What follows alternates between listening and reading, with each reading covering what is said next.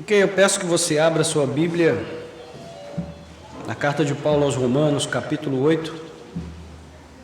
Romanos, capítulo 8.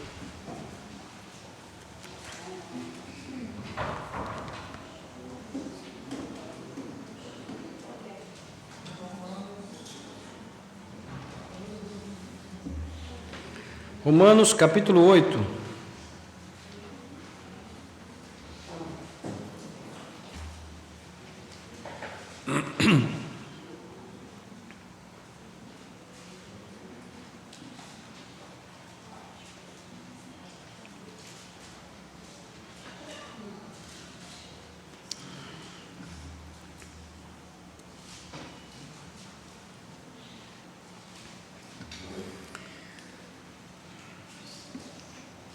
Diz assim a palavra do Senhor no verso 14. Depois eu peço que você mantenha a sua Bíblia aberta.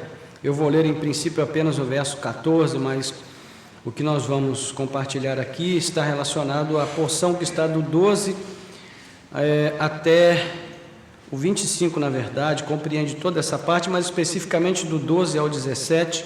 Então, acompanhe comigo aí a leitura do verso 14. Pois todos os que são guiados pelo Espírito de Deus são filhos de Deus. Vamos ler juntos esse verso? Pois todos os que são guiados pelo Espírito de Deus são filhos de Deus.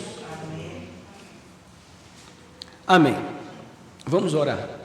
Nosso Deus e Pai, mais uma vez, te agradecemos pelo privilégio que nós acolhemos com temor e tremor nessa noite, de estarmos novamente diante da Tua Palavra, Senhor. A Tua Palavra é poderosa, ela é viva, eficaz, ela penetra, Senhor, a profundidade da alma humana, a ponto de alcançar lugares na nossa alma que nem nós mesmos conhecemos. O Senhor é que sonda os pensamentos e as intenções dos nossos corações com a Tua Palavra. Essa espada, ó Deus, que vai até o fundo da alma de cada um de nós. Nós te pedimos que nessa noite o Senhor use a Tua Palavra para falar conosco, Senhor, que o Senhor possa manifestar o Teu poder através da pregação do Evangelho nessa noite, que Ele nos cure, que Ele nos renove, que Ele nos restaure, que Ele também possa nos despertar, nos orientar, nos dirigir, nos confortar, nos consolar. Nós te pedimos, entregando, Senhor, agora a terra do nosso coração, consagrando a terra do nosso coração a Ti, que ele seja como um solo fértil, onde a boa semente caia e produza frutos em abundância. Para a glória e para a honra do Teu santo nome, nós te pedimos com gratidão e louvor, em nome de Jesus. Amém.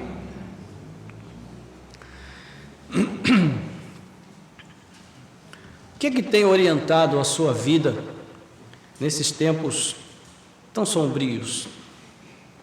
O que tem servido como referência e diretriz para você? Eu me lembro quando eu era garoto, eu ficava ali, né, nas imediações de onde vivia a minha família. Todo mundo morava perto um do outro. E tinha um programa, né, numa emissora muito conhecida, e todos os dias minha tia, sem falhar, ela ficava ali para ouvir as orientações daquelas videntes e aquelas pessoas que falavam, né, ali tentando prever o futuro de cada um, e todos os dias ela ficava ali ouvindo aquelas coisas, e eu fui crescendo nessa cultura, né, acompanhando esse processo. E com o tempo eu pude perceber o quanto de charlatanismo que existia naquilo, né? E de engano naquelas coisas todas. As previsões eram mais ou menos assim, previsíveis para todo mundo. Então era uma coisa assim bastante, até fácil de você perceber que havia engano. Mas o fato é que desde a minha geração, desde que a minha geração brincava com bolinha de gude, com bonecas, né? Nunca houve uma época tão nebulosa no mundo, tão marcada por desorientação, por confusão, como essa época que nós estamos vivendo agora. Parece que as emissoras, os meios de comunicação, eles trabalham muito mais para nos desinformar do que para nos informar. Parece que eles trabalham muito mais para nos confundir do que para nos esclarecer. Não é? O engajamento ideológico se tornou algo tão obsceno, tão profano, tão irresponsável, né? Tão imoral, que hoje já não existe mais nem aquele pudor de disfarçar, coisa bem explícita mesmo. Então, uma das grandes necessidades que nós temos nesse tempo é de marcos seguros, de referências firmes e confiáveis para nós, de tal maneira que nós possamos firmar bem os nossos pés, a nossa mente, os nossos corações, em algo tangível, que seja confiável, para que a partir disso nós possamos seguir com firmeza a nossa jornada nessa vida, não é? E essa é talvez a maior necessidade que nós temos hoje. E nesse capítulo, Paulo se ocupa da obra do Espírito Santo, e ele vai falar aqui a respeito de várias implicações dessa obra na vida do crente. No capítulo anterior, ele demonstrou como a carne, que é a natureza humana, a natureza humana decaída, não é? E a própria lei são incapazes de nos ajudar na luta contra o pecado e contra outras formas de abatimento, de opressão que a vida nos impõe nessa nossa jornada aqui. Agora ele demonstra que só o poder do Espírito, esse Espírito que habita no nosso interior, né, enviado por Cristo, só esse Espírito é que pode nos ajudar, porque ele, né, operou em nós a eficácia da obra de Cristo, ele aplicou em nós a eficácia dessa obra, quando Cristo nos libertou, né, da lei do pecado e da morte, e também ele já nos assegurou a ressurreição final e a vida eterna. Então, além disso, o Espírito Santo pode também nos conduzir na jornada terrena, ele é o nosso condutor, aquele que nos guia nessa jornada terrena, e é ele quem nos anima, nos orienta, nos sustenta, nos enriquece de conhecimento de Deus e também de experiência com Deus. Então, o tema principal desse capítulo é justamente esse, a segurança do crente que é guiado pelo Espírito Santo.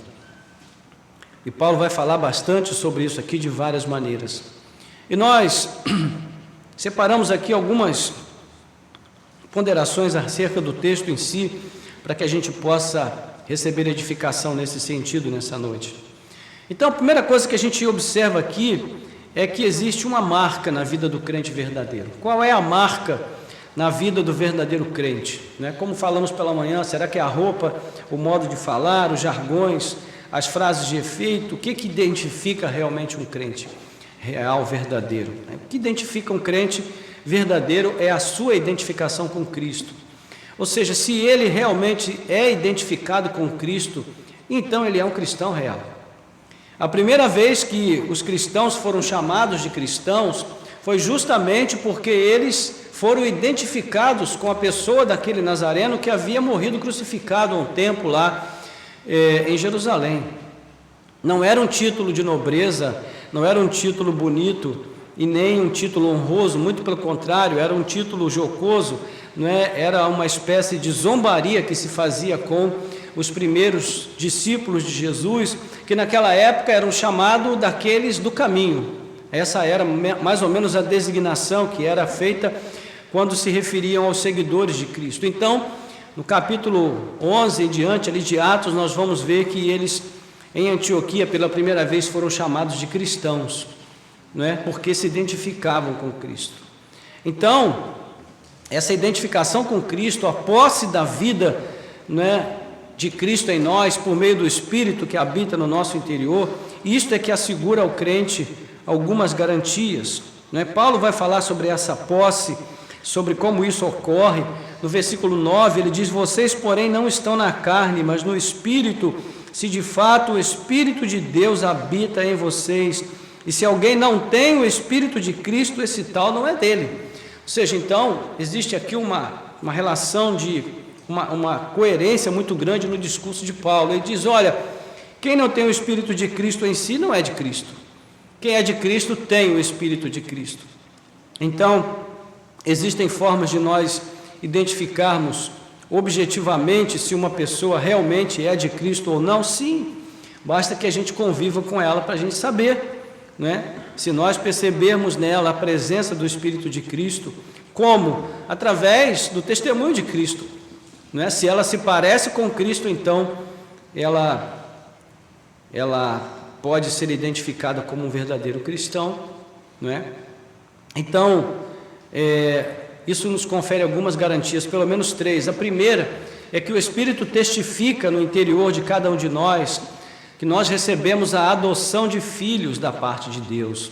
Veja aí o que diz os versos 15 e 16: porque vocês não receberam um espírito de escravidão para viverem outra vez atemorizados, mas receberam o espírito de adoção, por meio do qual clamamos: Abba, Pai. O próprio Espírito confirma ao nosso espírito que somos filhos de Deus. John Wesley falava bastante a respeito desse testemunho interno do Espírito Santo. Não é? Um cristão verdadeiro, ele não precisa que alguém prove para ele que ele é cristão. Acima de tudo, ele conta com esse testemunho interno do Espírito. O Espírito fala no seu interior e traz a ele a confirmação de que de fato ele é filho de Deus. É uma certeza que ele tem. Ele pode não saber ler nem escrever, ele pode não conseguir identificar nenhuma palavra da Bíblia, ele pode ser uma pessoa completamente desprovida de qualquer tipo de educação formal, mas ele ainda assim terá a certeza de que ele é filho de Deus pelo testemunho interno do Espírito no seu interior. Isso é maravilhoso, irmãos, porque isso mostra que não existe limite, não existe restrição para que uma pessoa venha a Cristo. Ela não precisa ser educada formalmente para vir a Cristo. Se ela entregar a sua vida a Cristo, o Senhor entrará na sua vida por meio do seu Espírito e confirmará no seu interior diariamente que ela é de fato filha de Deus. Não há nada mais bonito de se ver do que um crente convicto, que sabe que realmente é de Jesus, que ele pertence ao Senhor Jesus e que ele não tem outro interesse maior que não seja viver uma vida com Cristo. A segunda garantia que temos é o direito à posse de uma herança. Versículo 17 diz que se somos filhos, somos também herdeiros, herdeiros de Deus e co-herdeiros com Cristo, se com ele sofremos, para que também com ele sejamos glorificados. Paulo aqui trabalha com a dinâmica da humilhação de Cristo e da glorificação de Cristo. No livro ali de Filipenses capítulo 2, a partir do versículo 5, ele vai dizer, né, tenham em vocês o mesmo sentimento que houve também em Cristo Jesus. E então ele vai descrever todo o processo da humilhação de Cristo, quando ele deixou a glória celestial e veio a este mundo, se fez homem como de nós, e feito homem, ele se humilhou até a morte, morte de cruz. É o processo de humilhação. E depois ele começa a mostrar também o processo de glorificação. Quando Cristo foi elevado de novo à presença de Deus, assentou-se num trono de glória, e ele está ali agora sobre todos e sobre tudo. E diz a Bíblia que diante dele todo joelho se dobrará, nos céus e na terra e debaixo da terra. Então, irmãos, se Cristo viveu a partir desse processo de humilhação e glorificação, nós não podemos receber glória sem passar pelo processo de humilhação. E é por isso que ele diz: aquele que quiser me seguir, faça o quê? Tome a sua cruz, siga-me. Então nós vivemos num mundo onde o processo de humilhação vai sendo desenvolvido nas nossas vidas por meio das experiências que nós passamos e vivemos aqui. E se nós permanecermos fiéis a Cristo, se nós sofrermos com Ele, ou seja, se nós nos dispusermos a sofrer para manter o nosso testemunho de Cristo, para manter o nosso testemunho cristão, então também com Ele nós seremos glorificados.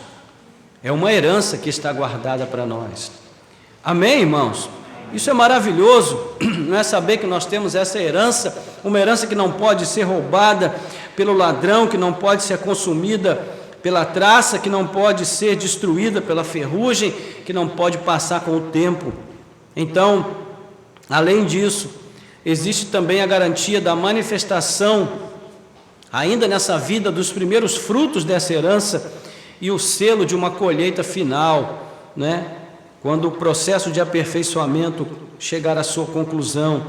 No verso 23 ele diz: e não somente ela falando sobre a natureza que geme, esperando também a sua redenção, mas também nós que temos as primícias do Espírito, igualmente gememos em nosso íntimo, aguardando a adoção de filhos, a redenção do nosso corpo. Irmãos, os nossos gemidos são constantes nessa vida. A gente começa a gemer desde que a gente sai do ventre materno. Não percebemos muito isso até ali pelos 25, 30 anos, 40.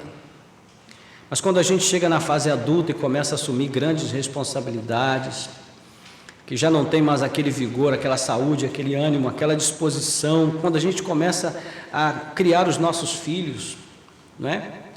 Nós percebemos claramente o que são esses gemidos. Gememos por tudo. Não precisa necessariamente ser um gemido físico, uma expressão verbal, uma vocalização, não é, de um gemido, mas pode ser um gemido da alma, um gemido silencioso, uma dor, uma aflição, uma frustração, um cansaço, não é? E isso tudo está presente aqui no relato de Paulo. Ele está dizendo: nós também gememos. E assim como a criação como um todo geme esperando a manifestação dos filhos de Deus, ou seja, a segunda vinda em glória de nosso Senhor Jesus Cristo e a glorificação dos filhos de Deus com Ele, aí também a própria natureza será renovada, ela receberá o seu processo de redenção total. Então também nós gememos esperando por esse momento. E eu percebo que hoje essa esperança da vida eterna, ela já não faz parte do coração, da mente, da expectativa de muitas pessoas que estão na igreja. Nós esperamos por muitas coisas, mas não esperamos com a mesma paixão, com a mesma expectativa pela vinda de nosso Senhor Jesus Cristo. Mas eu digo para você, essa é a única coisa que nos trará completude, que nos trará satisfação, que nos trará a realização que nós tanto buscamos nessa vida e jamais conseguimos alcançar, não é? Então ele diz: se esperamos o que não vemos, com paciência o aguardamos, pois quem espera o que vê, não espera de fato, não é? Então a nossa esperança é esta convicção, é esta certeza de algo que vai acontecer porque Deus assim determinou, só que não sabemos quando nem como. Então aguardamos pacientemente. Louvado seja Deus. Então são essas garantias que nós temos por meio da vida do Espírito que opera esta segurança em nós. Depois também Paulo vai falar sobre a base dessa nossa certeza. No capítulo 7, ele falou abertamente sobre a incerteza e a insegurança em relação a Deus, que são decorrentes da autoconfiança baseada na lei, ou seja, daquela ilusão de que nós podemos confiar na observância da lei como fonte de salvação para nós. Isto é uma ilusão, porque ninguém pode cumprir a lei à risca. Só Cristo pôde fazer isso, não é? Já nesse capítulo ele fala da plena certeza e da segurança daquele que confia na suficiência de Cristo e no poder do seu Espírito. E isso se aplica de duas formas. A primeira, ele começa a delinear, ainda no capítulo 5, no verso 1, quando ele diz assim: justificados, pois, mediante a fé temos paz com Deus, por meio de nosso Senhor Jesus Cristo. O que opera a paz entre nós e Deus? É a justificação que Cristo nos concedeu por sua misericórdia. Nós somos justificados por Cristo, nós fomos declarados justos perante o Pai, e é por isso que nós temos paz com Deus. Não existe conflito entre nós e Deus, nós estamos em paz com Ele, porque fomos declarados justos em Cristo Jesus. Portanto, aí no capítulo 8, no versículo 1, o que Paulo vai afirmar? Agora, pois, já não existe nenhuma condenação para os que estão em Cristo Jesus. Isso aqui é maravilhoso, irmãos. Agora, pois, já não existe nenhuma condenação para os que estão em Cristo Jesus. Isso vai se confirmar ainda lá no final do capítulo, quando ele vai repetir, no verso 34, ele diz: quem os condenará? É Cristo Jesus quem morreu, ou melhor, quem ressuscitou, o qual está à direita de Deus e também intercede por nós. Ou seja, não há ninguém, não há nada que possa nos condenar, nos acusar, nem o diabo tem autoridade para nos acusar, porque Cristo nos justificou na presença de Deus. Então a certeza começa com a mudança da vida terrena, não é? Da vida do pecado e morte para uma nova vida em Cristo no Espírito. E agora então nenhuma condenação há, né? O que se coloca aqui está mostrando uma oposição entre o que havia antes, ou seja, incerteza, fraqueza, impossibilidade de uma vida vivida apenas na carne, confiando e esperando na capacidade humana de justificar a si mesmo perante Deus. Isso aqui é o que estava antes. A questão é que a lei só podia condenar a natureza decaída. Não é? A lei, irmãos, não serve para salvar ninguém. A lei não é feita para salvar, a lei é feita para condenar. A justiça que existe para inocentar aquele que não tem culpa. Não é? Então, a grande questão é que não há justiça nesse mundo, só para alguns, mas não para todos. Não é? Então, em que nós podemos esperar? Na justiça de Cristo. A lei só pode condenar a natureza decaída. Há uma dívida contraída para com Deus desde Adão, né, que sujeita toda a humanidade à condenação. Se nós não estamos condenados, como Paulo afirma, é porque alguém assumiu a nossa dívida. E isso se deve ao fato de que o nosso pecado foi condenado em Cristo Jesus. O Senhor condenou o nosso pecado no seu próprio Filho. Cristo assumiu a nossa dívida. Versículo 3 do capítulo 8, Paulo diz: porque aquilo que a lei não podia fazer por causa da fraqueza da carne, isso Deus fez enviando o seu próprio Filho em semelhança da carne pecaminosa, e no que diz respeito ao pecado, e assim Deus condenou o pecado na carne, a fim de que a exigência da lei se cumprisse em nós, que não vivemos segundo a carne, mas segundo o Espírito. Glória a Deus. Então, irmãos, ninguém pode nos acusar, uma vez que Cristo nos justificou. A impotência da lei é a impotência da carne pecaminosa. Só a presença do Espírito em nós e esse vínculo que Ele estabelece entre nós e o Filho de Deus é o que nos ajuda a viver segundo o propósito que Deus tem para nós. Amém, irmãos? Então, essa é a primeira forma como essa obra de Cristo no Espírito se aplica a nós. A segunda é que, embora essa vida que vivemos em Cristo, ela ainda não manifesta aquilo que nós, de fato, fomos vocacionados para ser, não é? Isso aqui é apenas uma amostra, uma pequena amostra. Nós estamos vivendo no ainda não, nós estamos vivendo nas penúltimas coisas, mas estamos certos de que o tempo vem, ele não demora, em que as últimas coisas vão chegar, e o propósito final, que é a transformação definitiva dessa nossa natureza decaída em uma nova forma de existência, vai se cumprir plenamente, não é? É quando Paulo vai dizer aí, do 18 ao 25, e eu peço que você faça a leitura comigo aí. Ele diz: porque para mim tenho por certo que os sofrimentos do tempo presente não podem ser comparados com a glória que há de ser revelada em nós. Louvado seja Deus. Então você que está sofrendo, ouça isso com todos os ouvidos que você tiver, não é? O sofrimento do tempo presente não pode ser comparado com a glória que há de ser revelada em nós.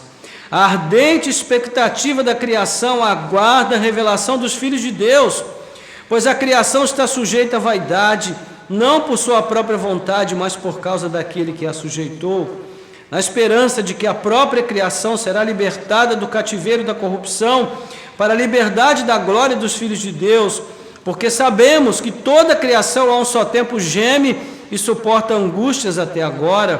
e não somente ela, mas também nós que temos as primícias do Espírito, igualmente gememos em nosso íntimo, aguardando a adoção de filhos, a redenção do nosso corpo, porque na esperança fomos salvos. Ora, esperança que se vê não é esperança, pois quem espera o que está vendo? Mas se esperamos o que não vemos, com paciência o aguardamos. Aleluia. Então, meus irmãos, a redenção do corpo não está nos tratamentos estéticos que nós podemos fazer. Pode dar uma melhorada em alguns casos, mas não em todos, né? Não está nesses recursos da cosmética que nós hoje temos acesso, tratamentos. A redenção do nosso corpo está na manifestação de Cristo Jesus, nosso Senhor, que também nos manifestará com Ele. O apóstolo Paulo diz, em Colossenses capítulo 3, que a nossa vida agora, ela está escondida com Cristo. Ou seja, a vida que nós temos para viver realmente, e que vale a pena ser vivida, não foi revelada ainda, mas quando Cristo vier, ela se revelará. É por isso que Paulo está dizendo aqui, que os filhos de Deus se manifestarão. A vida deles, essa vida verdadeira que está reservada para nós, se manifestará quando Cristo se manifestar. E isso, irmãos, é algo pelo que vale a pena lutar, não é? Isto é o que significa viver em esperança, é uma esperança baseada em certeza. Mas, enquanto nós estivermos aqui, e aqui eu já estou partindo para a conclusão dessa breve reflexão, enquanto estivermos aqui, há uma luta a ser travada. Essa luta se dá dentro de nós, entre o homem novo, que foi criado segundo Cristo, e as nossas velhas inclinações.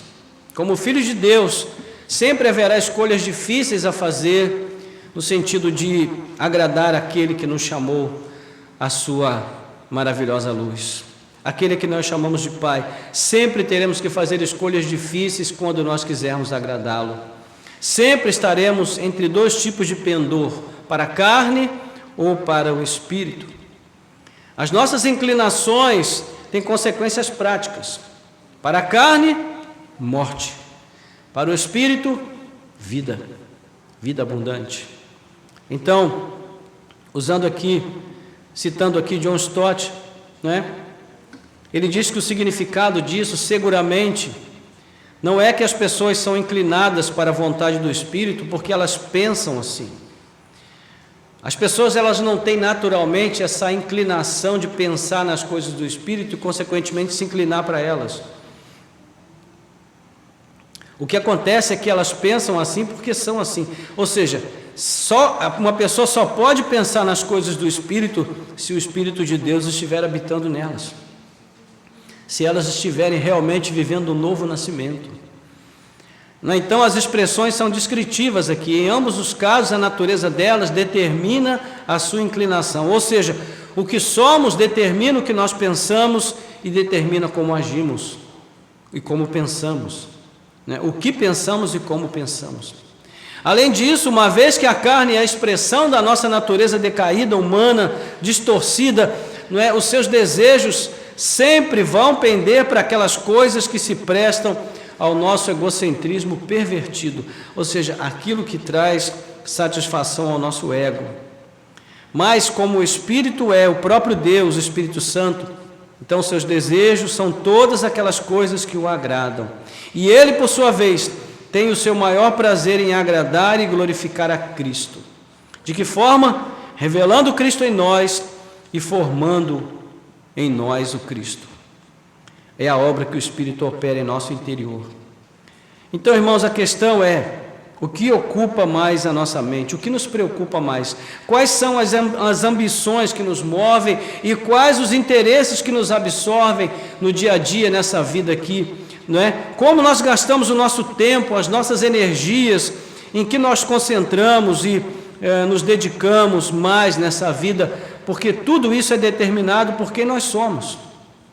Se ainda estamos na carne, então nós vamos gastar nosso tempo, as nossas energias, vamos direcionar as nossas ambições para coisas que estão relacionadas apenas à satisfação do nosso ego. Mas, se estamos no Espírito, então o nosso pendor será para buscar aquilo que é próprio de alguém que nasceu de novo. Nós vamos olhar para Deus, vamos buscar as coisas de Deus, e mesmo quando nós estivermos vivendo uma vida de interrelacionamento, as pessoas verão nas nossas atitudes próprias de alguém que tem uma relação com Cristo. Ou seja, uma atitude solidária, de partilha, de amor, de paciência, de bondade, de tolerância. Essas coisas são difíceis, irmãos. São difíceis, porque na maior parte do tempo nós ainda somos carnais. Então, nós obtemos com isso a vitória na luta. E o que é que determina a nossa vitória nessa luta? É a nossa ligação com Cristo. Não é? O que sinaliza essa ligação é a presença do Espírito Santo em nós. Isso deixa muito claro que o dom do Espírito é uma bênção de caráter inicial e universal. Todo aquele que está em Cristo recebeu o Espírito de Cristo. Amém, irmãos? Então não existe essa coisa de um grupo de crentes privilegiados, uma elite que recebeu o Espírito e os outros que estão sem nada. Isso não existe. Todos os que estão em Cristo receberam sobre si o Espírito de Cristo. Então, se alguém perguntar para você se o Espírito Santo habita em você, você pode dizer com toda certeza que sim, a menos que você tenha dúvida se você pertence a Cristo ou não. Mas se você tem certeza, você pode dizer: o Espírito Santo habita em mim, porque eu estou em Cristo. Então, assim, nós nos arrependemos e cremos em Jesus por causa dessa obra do Espírito que opera em nosso interior. Então, a necessidade de lutar por essa vitória provém de uma nova dívida. Aquela primeira dívida seria impagável por nós. Cristo pagou, né? Só Ele poderia fazer isso. Porém, desde que nós estamos em Cristo, nós nos tornamos devedores agora de uma forma de vida que possa agradá-lo e que expresse também a nossa disposição de caminhar em direção à vida e não à morte, não é? E a própria vida, e a vida é o próprio Cristo. Então, versículo 12, Paulo diz assim: pois, irmãos, somos devedores. Devedores a quem? Não à carne, como se estivéssemos obrigados a viver segundo a carne. Ou seja, a vida do Espírito em nós nos dirige e também nos põe em rota de colisão com tudo aquilo que nós sabemos que não agrada a Deus, porque essa é uma dívida, nós sentimos que estamos devendo isso a Deus. São os atos do corpo, ou seja, a manifestação corporal dos maus desejos da carne, da natureza decaída, velha. E o caminho para esse lugar de obediência é chamado de mortificação. É uma palavra bastante antipática, né? Tudo que lembra morte para a gente gera antipatia. Mortificação. Mortificação significa o quê? Significa negar o atendimento das inclinações da carne. Mortificar os feitos do corpo, que são o veículo que instrumentaliza as vaidades da nossa carne. Não é fazer o mal morrer. Parece estranho isso, né? Mas é fazer o mal morrer, rejeitar os maus impulsos, não dar espaço às inclinações da carne, não é? E ele vai dizer em outro momento que nós não devemos dispor nada para a carne, Romanos 13, 14. Como fazer isso? Com oração e com ação. Com oração e com trabalho. Com oração e atitude. Isso tem duas implicações bem práticas e aqui nós já vamos concluindo. Primeira implicação é admitir que o mal ainda existe dentro de mim. Eu não sou um ex-pecador. Eu sou um pecador redimido, lavado no sangue de Jesus. Me escondo atrás da cruz do Calvário, mas ainda sou um pecador. Ainda sou sujeito ao pecado. A segunda implicação é que eu preciso encarar esse mal e rejeitá-lo com todas as forças. A obra que Cristo fez em minha vida me capacitou também a isso, e eu preciso, a partir dessa convicção, me levantar e agir. O lado positivo dessa luta é buscar o que é próprio do Espírito Santo, ou seja, as coisas do alto, encher os meus sentidos com tudo que agrada o Espírito, alimentar o nosso espírito de tudo aquilo que é bom segundo as Escrituras. Isso, irmãos, envolve tudo. O que ouvimos, o que vemos. Você já percebeu que hoje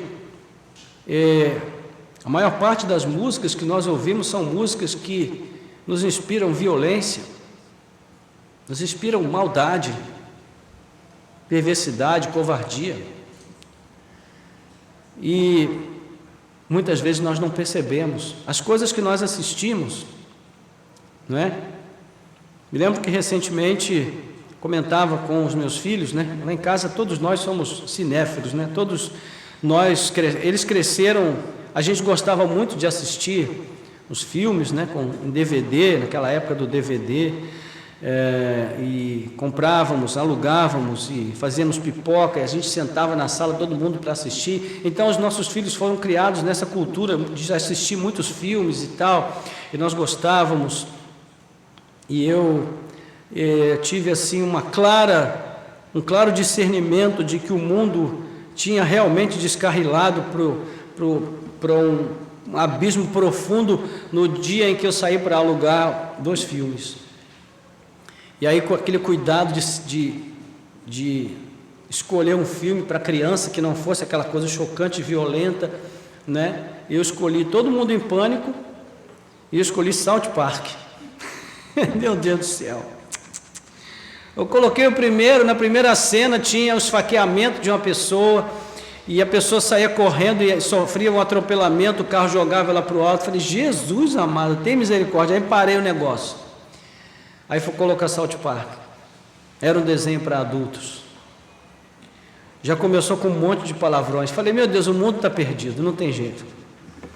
Não dá mais para assistir filmes. Aí, naquele dia, caiu a minha ficha. Eu pensei, meu Deus, a gente vai ter que ser mais seletivo daqui para frente, porque o negócio ficou muito estreito.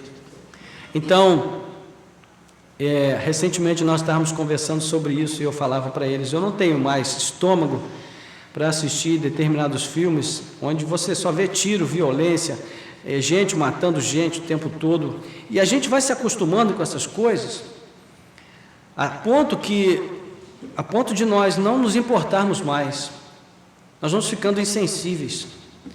Então, assim, não é que a gente vai ficar ali assistindo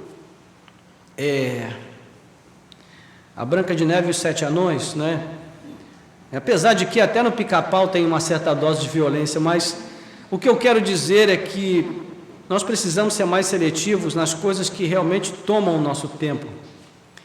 Porque é justamente, irmãos, o fato de nós não sermos seletivos nessas coisas que o tempo é roubado de nós. E aquilo que poderia construir em nós uma vida realmente comprometida com as coisas de Deus, uma vida mais rica, de comunhão com Deus, de comunhão com o seu Espírito, nós não praticamos essas coisas porque nós não temos tempo. Nós dizemos que não temos tempo, porque nosso tempo é usado com outras coisas que nós poderíamos perfeitamente abrir mão delas. Então, a consequência de tudo isso é que a gente já pode desfrutar da vida abundante que Cristo veio ofertar, não é? Nós podemos já desfrutar disso, olhar, não é, também para o futuro com muita confiança, sabendo que o que o futuro nos reserva é o melhor, é a vida plena do outro lado da história. Mas o que é que agora seria a vida abundante desse lado da história? Bom, a gente pode colocar aqui 7 coisas. Primeiro, uma vida sem culpa. Uma das coisas mais difíceis de se carregar nesse mundo é a culpa. A culpa esmaga a gente, a culpa, ela nos faz adoecer, a culpa nos tira a alegria da vida, ela nos rouba a paz, ela nos rouba a satisfação de realizar as coisas que nós tanto gostamos. A culpa nos tira tudo. A segunda consequência, segundo benefício que nós podemos desfrutar nessa vida abundante é não sofrer mais com a opressão do pecado. No capítulo 6, Paulo vai dizer que nós não estamos mais debaixo do pecado, mas sim debaixo da graça. Então, nós não precisamos mais viver como escravos do pecado. O terceiro benefício é que nós temos comunhão com Deus e com muitos irmãos. Irmãos, nós perdemos a noção do valor do que nós temos nessa comunhão, e nessa comunhão com Deus que nós temos juntos, porque nós nos acostumamos a isso. Mas quem já teve a oportunidade de ficar fora da igreja durante um tempo, eu tive a oportunidade de ficar fora da igreja, sabe o quanto isso faz falta, o quanto isso é miraculoso, o quanto isso é poderoso para restaurar a nossa vida, nosso coração, a nossa alma, comunhão com Deus e com os irmãos, não temer a morte. O crente, aquele que está em Cristo de fato, ele não tem medo da morte. Ele não quer antecipar, evidentemente, ele não é masoquista, não busca o sofrimento, ele não quer que a morte chegue logo, mas ele também não teme se ela chegar, porque ele sabe o que o espera do outro lado. Ele pode enfrentar as lutas com fé e confiança. Ele crê em milagres, ele crê que Cristo pode mudar qualquer situação, em qualquer momento, se assim for a sua vontade, e ele espera que os milagres aconteçam. Mas ele também sabe viver sem os milagres, com alegria. Se eles não acontecerem, ele vai viver com a mesma satisfação. Sexto ponto, ele tem a certeza da provisão diária para uma vida digna. Talvez ele não tenha o que a sua vaidade deseja, mas ele sempre vai ter o que a sua necessidade de fato precisa. E por fim, ele tem plena certeza da posse de uma vida nova que o espera na presença de Deus. São apenas 7 benefícios que nós temos, formas que nós temos de já viver essa vida abundante deste lado da história. Isso daqui, irmãos, tudo isso aponta para a eternidade, não para o tempo e o espaço. Então, para concluir, a quem se destina essa forma de vida guiada pelo Espírito? Ela se destina a essas pessoas que, pelo fato de estarem em Cristo, são comprometidas em resistir ao mal e lutar pelo que é justo, pelo que é reto, pelo que é bom e amável. Pessoas que se permitem ser guiadas por Deus porque o amam, e o amam porque são filhas de Deus. São essas pessoas que sabem que não podem mais pôr a sua confiança nos homens, nem nas instituições humanas, inclusive na própria instituição da vida em si, porque tudo aqui é falível, é provisório, toda a existência neste mundo e tudo que existe aqui tem os seus dias contados.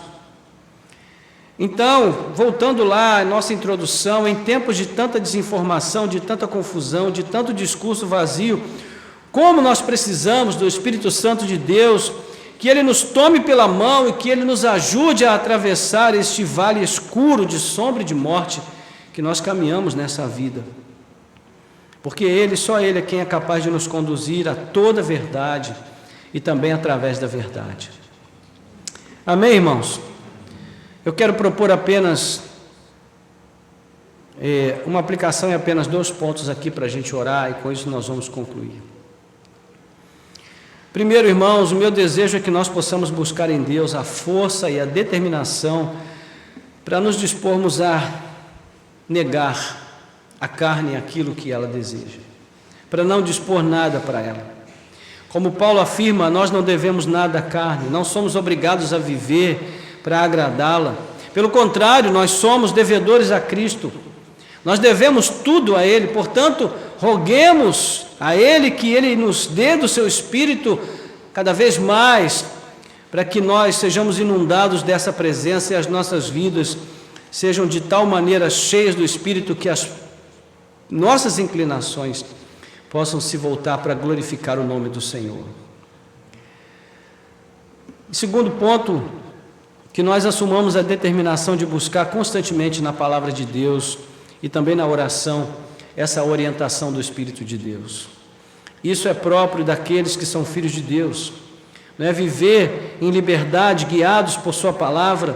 O próprio texto nos assegura de que o Senhor nos dá essa coragem. Nós não temos mais que viver escravizados nem atemorizados, porque dentro de nós há esse Espírito que clama, Abba, Pai, ou seja, é a convicção de que Deus é o nosso Pai. Então, meus irmãos, o crente não vive com medo, ele vive com confiança e esperança. É dessa forma que nós sempre vamos encontrar o caminho, não importa o quão escura seja a estrada, nós sempre vamos encontrar o caminho, porque o Espírito de Deus há de nos guiar na direção certa. Louvado seja o nome do Senhor. Vamos orar. Curva a sua cabeça, por favor.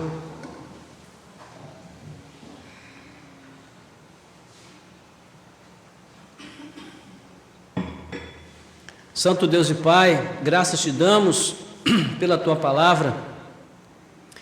Nesse dia de Pentecostes, nós estamos recordando,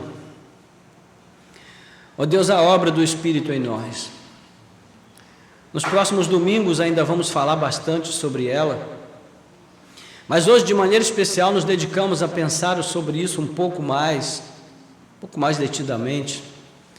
E agora nós nos lembramos, ó Pai, da segurança que é comunicada aos nossos corações quando nós somos guiados pelo Espírito Santo. O Senhor, quando subiu aos céus, não nos deixou na orfandade, mas enviou o Teu Espírito para andar conosco. Entregou a Ele a missão, a tarefa de nos guiar em toda a verdade.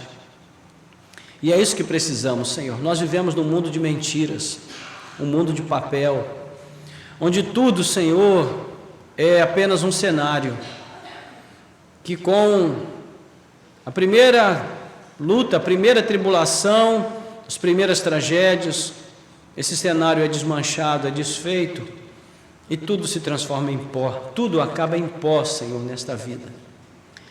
Mas a Tua palavra diz que aquele que espera no Senhor, ainda que esteja morto, viverá.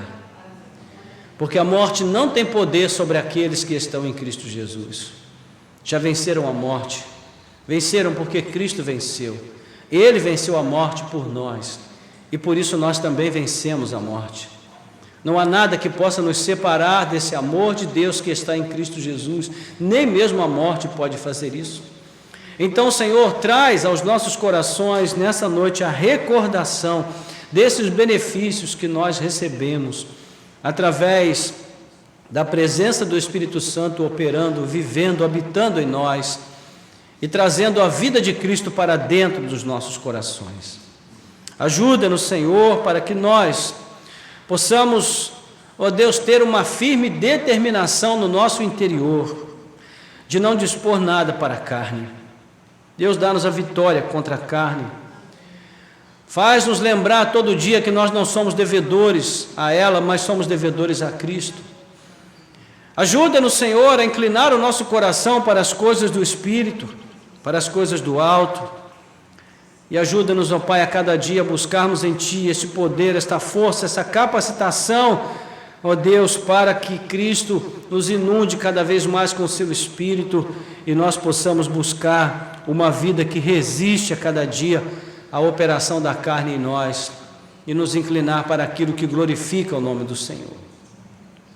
Deus Santo, capacita-nos também, Pai amado, ao firme propósito de buscar na Tua palavra e na oração a cada dia a orientação, o direcionamento que nós precisamos para, ó Deus, andar no Espírito e andar com Ele. Temos que tomar decisões importantes nessa vida, Senhor. Escolhas que nós precisamos fazer todo dia. Escolhas com o ambiente de trabalho, escolhas na criação dos nossos filhos, escolhas no relacionamento conjugal, escolhas nos relacionamentos familiares como um todo, escolhas que temos que fazer no nosso ambiente social. O tempo todo nós temos que fazer escolhas e precisamos que o Espírito nos dirija, nos conduza, nos mostre o melhor caminho, a melhor escolha, porque nós não sabemos fazer isso por nós mesmos. Então, Senhor, capacita-nos, ajuda-nos, dá-nos esse firme propósito de a cada dia buscar a Tua palavra, buscar o livro do Senhor e ler, enquanto nós podemos achar a revelação do Senhor que nos traz a direção, o rumo para a nossa jornada nessa vida.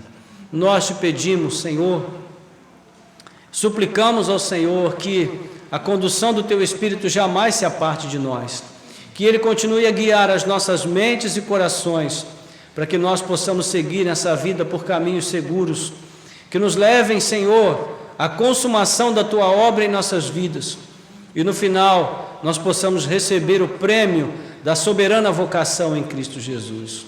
Nós oramos assim com gratidão e louvor, em nome de Jesus Cristo, nosso Senhor e Salvador.